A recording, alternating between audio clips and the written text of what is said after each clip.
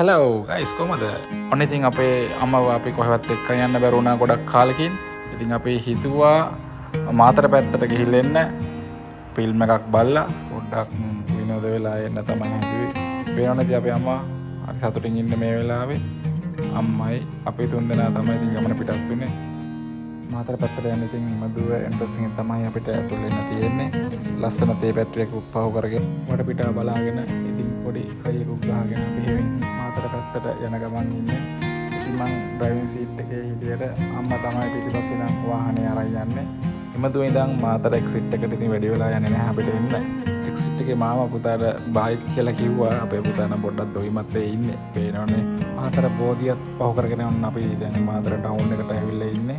අපේ සුදු පුතා යාච්චියම්ම ඉතින් ඔන්න පරිවිද විපරල් බලාගෙන හැමීට ඔන්න අපි ෆිල්ම් හෝල් එක පැත්තට ඇදුණා. හෝල් එක ගාව නම් ක්‍රවුඩ් එක හිටියා. අපි ඉතින් ඔන්ලයින් බුකින් එකක් දාලා අපෝ හින්දා ලොකුකට ලොකුනේ නැහැ. නීරා ෆිල්ම් එක තමයි අපි බලන්න ආවේ. එහෙනම් අපි යමු බලන්න පොඩ්ඩක්.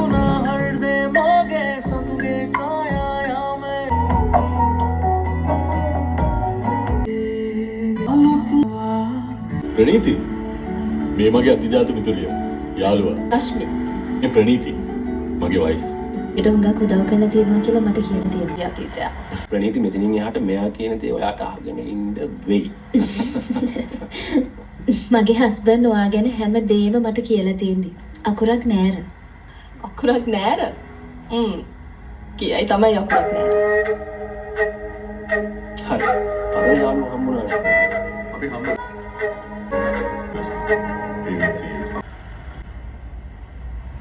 අතීතුවේ නෑ කවුද ඒ තුන්වෙනියා? හැම පිටවෙද? හසාද බඳිනකොට නම් මෙච්චර කොළ ගොඩක් තිබුණේ නෑනේ අත්සන් කරන්න. ප්ලීස් මට පව දෙන්න එපා යන්න මෙතනින්.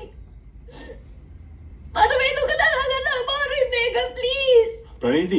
ප්‍රණීති මං විදෝනවා ප්‍රණීති මට සමාව වෙන්න. ඊර මං නෝන නම් ඔයාද මෙතනට එනවද? ෆිල්ම් එක ඉවරයි ගයිස්. අපි එළියට ආවා. එහෙනම් ඉතින් අපි ෂේප් එකේ ගෙදර යනවා. ඕගොල්ලෝ වීඩියෝ එක බලුවට බොහොම ස්තුතියි. ආයි නැවත හමු වෙමු. බයි.